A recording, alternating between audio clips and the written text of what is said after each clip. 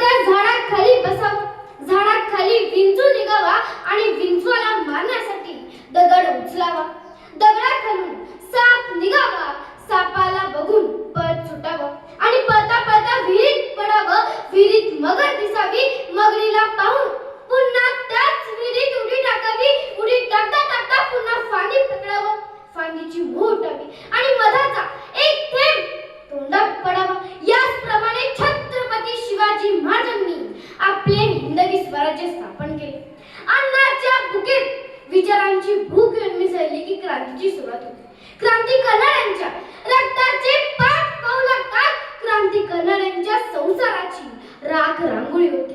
पण ज्यांच्या क्रांतीत भाग नसतो त्यांच्या पिढ्या देखील सन्मानाने जगत असतात.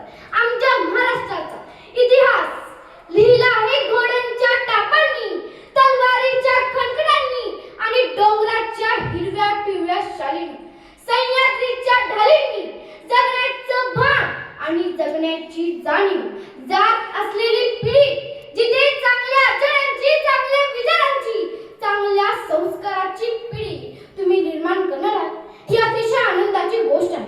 इतिहासाचे यथार्थ हे एक वैचारिक आहे. या भूमिकेतून शिवछत्रपतींच्या चरित्र चिंतनासाठी मी उद्युक्त झाले. संपूर्ण भारतात ज्यांनी मुठभर मावळे गोळा करून मुघलशाहीची कत्तल करून ती वेशीवर टांगून स्वराज्याची स्थापना केली, असे अद्वितीय सिंहासनाधीश्वर कुलवंत राजाधिराज छत्रपती शिवाजी महाराज सह्याद्रीच्या कडे कपाळावर हिंदवी स्वराज्याचा उरी ठोकणारा सह्याद्रीचा बाणेदार धान्यावर शिवछत्रपती शिवाजी महाराजांचा जन्म 19 फेब्रुवारी 1630 रोजी शिवनेरी किल्ल्यावर झाला.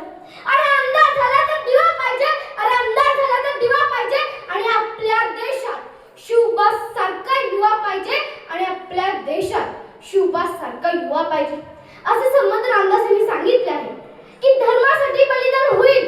मरा आणि स्वराज्य प्राप्त करा, मरा आणि स्वराज्य प्राप्त करा. हे वचन त्यांनी अनेक भक्तांना ऐकवले आहे आणि असे थोर व्यक्ती ज्यांनी पूर्ण रूपात साकार केले असे छत्रपती शिवाजी महाराज. त्यांच्या मातेचे नाव जिजाबाई आणि त्यांच्या वडिलांचे नाव शहाजी भोसले. दिल्लीपतीच्या नरडीचा खोट घेणारे राजे आम्हाला सिंह गुरुपती.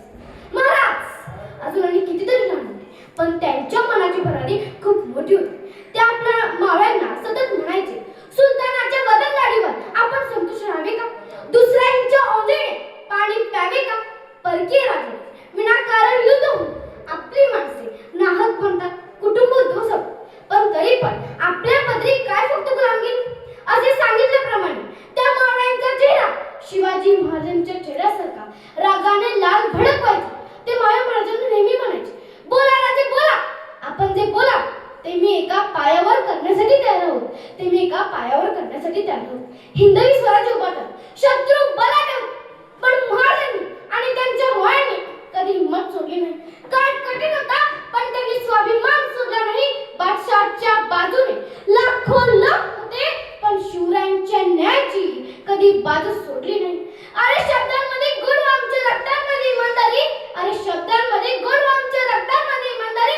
अरे बघत नसतो आम्ही किती कोणाची जागीरदारी, अरे बघत नसतो आम्ही किती कोणाची जागीरदारी. महाराजांच्या आदर्श शासन करण्याबद्दल मी दोन उदाहरण सांगतो. महाराज नेहमी म्हणायचे, रयतेच्या भाजीच्या देठालाही हात लावता कामा नये, असे म्हणत शेतकऱ्यांवर जीवापाड प्रेम करणारे असे एकमेव प्रजादक्ष राजे होते.